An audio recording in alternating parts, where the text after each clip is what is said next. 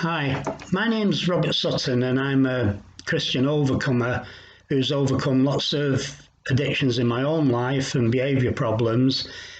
And God has put it on my heart to bring to you a Christian-based programme that's been devised by the overcomers in America that originated from the 12 steps of Alcoholics Anonymous.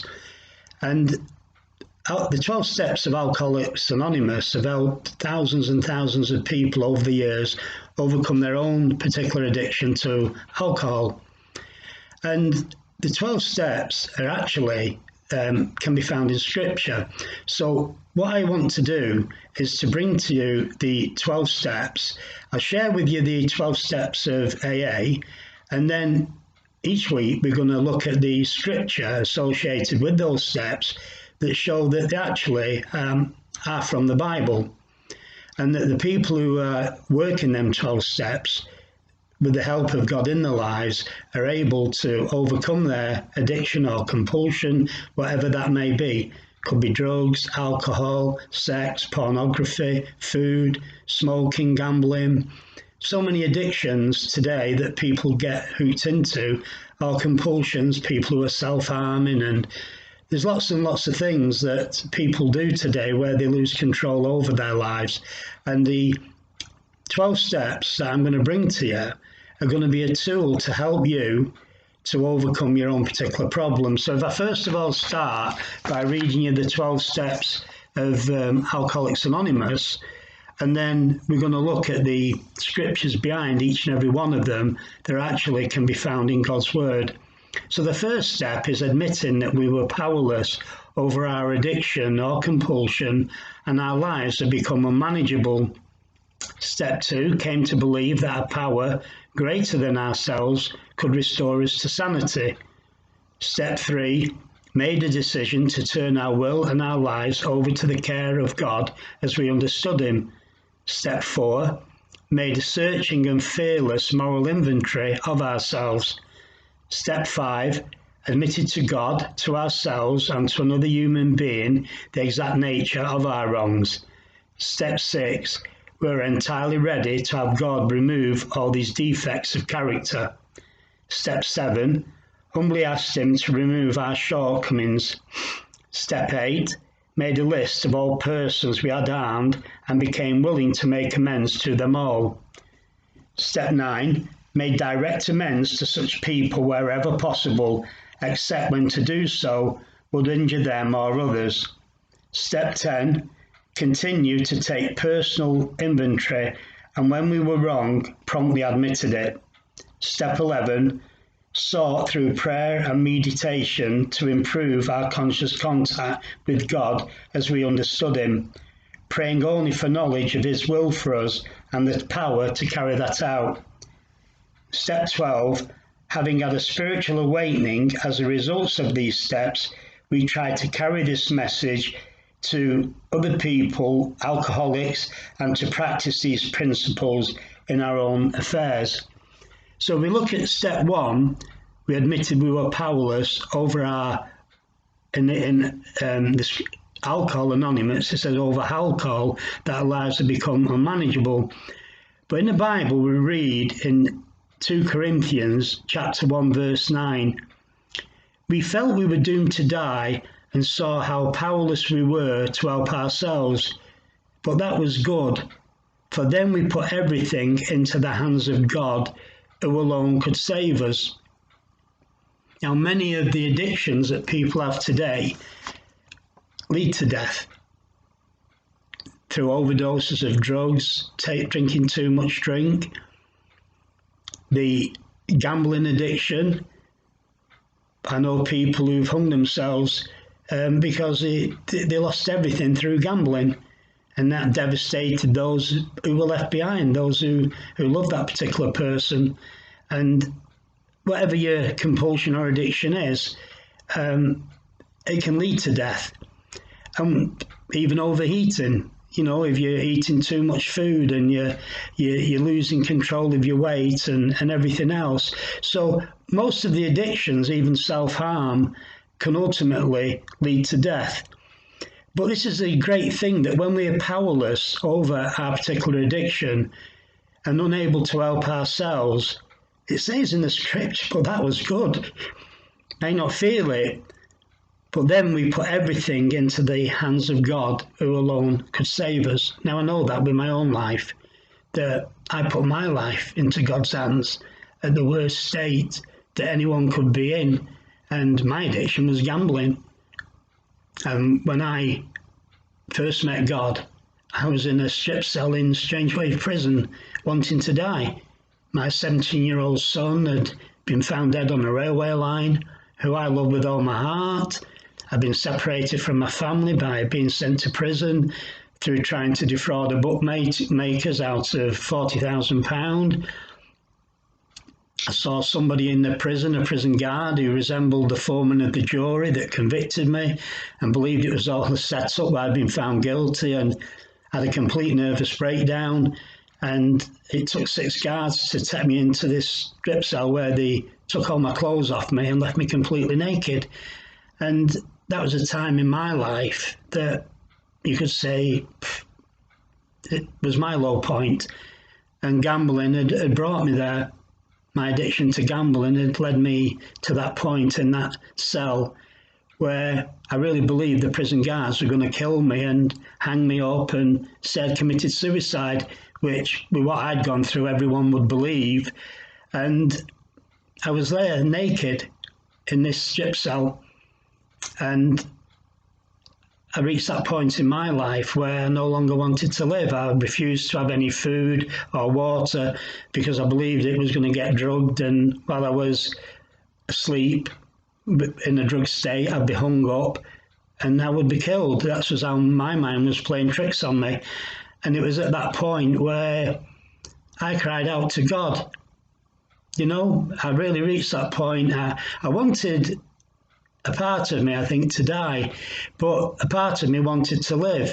So I was still fighting to stay alive, but I reached that point where I was choking. I'd not had any food or water for at least 24 hours. And it was in the middle of the night and I was choking. And I thought to myself, if I don't get a drink, I'm going to die. I'm going to choke to death.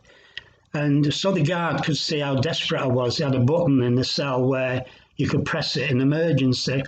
And I pressed this button and I was still completely naked, and I heard the guard walking towards the cell door. And so the guard could see how desperate I was for a drink. I was on my hands and knees in a begging position, and I was begging for a drink of water. And I asked the guard, I said, I managed to get the words out, I'm choking, I need a drink of water. And the guard, all I saw was his eyeball as he lifted the eye flap up on the cell door, and he kicked the door and he swore at me and told me to get my head down. And I think that was the moment I reached I didn't want to live. If this was life, you could keep it. I was so heartbroken at what had happened over my son only 6 months before, separated from my wife and children I love dearly. And I just didn't want to live. I think I thought for a moment how Mark must have felt, my son, waiting for that train to come that eventually killed him. And that was his cry for help that went wrong. And then I thought of my wife and children who were at home, how they needed me. I had not really been a good father, a good husband over the years through my gambling. And I cried out to God. I knew I should have been with them. And I said, God, if you're real, help me. I don't want to die, I want to live. Well, I heard a voice say to me in a very still voice, Robert,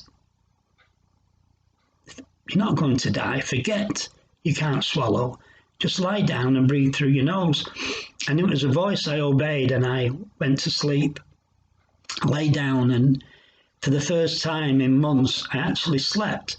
And when I woke up, it was daylight, and the light from outside was shining through the bars of my cell window. And then things started to happen. A man came in a normal suit, and he introduced himself as a doctor. And he said to me, would you like to go in a cell with a bed in it. Would you like your clothes back? You've gone through a pretty traumatic time. And I said to him, yes, please. I won't treat an animal as you treated me. And he sent somebody in, another prisoner, to bring me some prison clothes, which I put on. And that was a bit like getting my dignity back. And then he led me out to the cell to one opposite that had a bed in it. But it didn't stop there. And then a man came in with a dog collar on. And he was the chaplain of the prison, Canon Noel Proctor. And this was in 1987. And he said to me, young Sutton, he said, I've got a letter here off your dad. I didn't know he knew my dad, and my dad had wrote him a letter. And as he read that letter to me,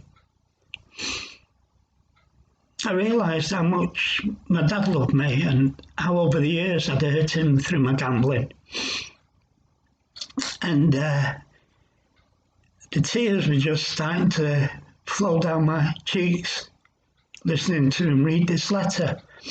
And then he said to me something that was the best day of my life. He said, how'd you like to have a new life? Oh, how would I like to have a new my life? Would I like a new life? And these were the thoughts going through my head. My life was rubbish. And I got a man asking me if I wanted a new life. Well, being a gambler, I thought, what have I got to lose? And he says, well, you can have a new life here and now if you want. And he led me through the sinner's prayer, where I asked God to forgive me for everything I'd done wrong in my life, and for Jesus Christ to come into my life and to help me live my life as a Christian. Well, that was the day in October 1987 that Robert Sutton was born again. And that was my start of becoming a Christian. And this is where God took over my life. Now, I suppose that was the first step I took at that point. That I knew I had a problem with gambling. I knew I couldn't control it. I didn't know God at that time, but I do now. I've got to know him over the years and got a lovely, wonderful personal relationship. And this is why I'm here today, because I've seen what God has been able to do in my own life over the years. And I'm not going to pretend it's been easy. It's been an up and down situation. But I want now to share with you the first step. But know that somebody's talking to you. Who's been there, got the t-shirt, and since 1987, I've been on that road that's marked this way to heaven.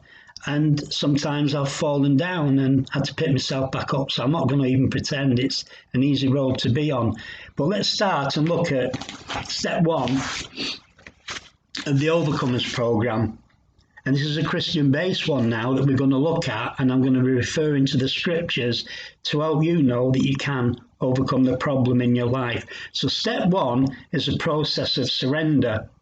And unless we do that, we're not going to even get to step two. So we admitted we were powerless over our addiction, compulsion, and that our lives had become unmanageable. So you can put in there whatever your problem is. God knows it and will help you. We felt we were doomed to die and saw how powerless we were to help ourselves. But that was good, for then we put everything into the hands of God, who alone could save us, which I read to you before from 2 Corinthians chapter 1. So 1, we admit. 2, we're powerless over our problem. Our lives is the way we live, and they become unmanageable. In other words, we couldn't keep it under control or even within limits. So that means you couldn't have a bet and just bet £10 and keep it in limits, or have a drink and just have a couple of glasses of wine or a few beers. That everything was done to excess, whether it was sex, pornography, eating food, smoking, self-harming, because there's something inside you that drives you to do that. But God is the one who's going to help us. So We admitted we've got this problem. So step one allows us to get honest with and about ourselves.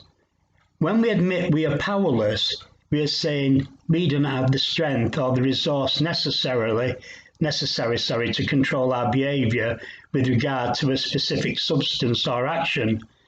When this behaviour has a negative impact on our manner of living, our lives have become unmanageable. We have a problem and we need to deal with it. But we need help to do that. So if we concede as true that we are devoid of the strength or the resources we need to keep the behaviour we struggle with from making the way we live out of control or beyond acceptable limits, then that behaviour is a problem. When we admit our powerlessness and unmanageability, we have recognised there is a problem and we can ask for help. We have taken a step towards the truth of our situation. And this is what the Apostle Paul wrote. I do not understand what I do, for what I want to do, I do not do, but what I hate, I do. You ever been there? No, I have. You do things, you don't really want to do them, but you don't feel any control over them. And even though you know they're bad for you, you still do them. And sometimes it ends up hurting the people you love and the people who love you. But if this powerlessness exists, but we keep trying to control our behaviour anyway, we're in a state of denial.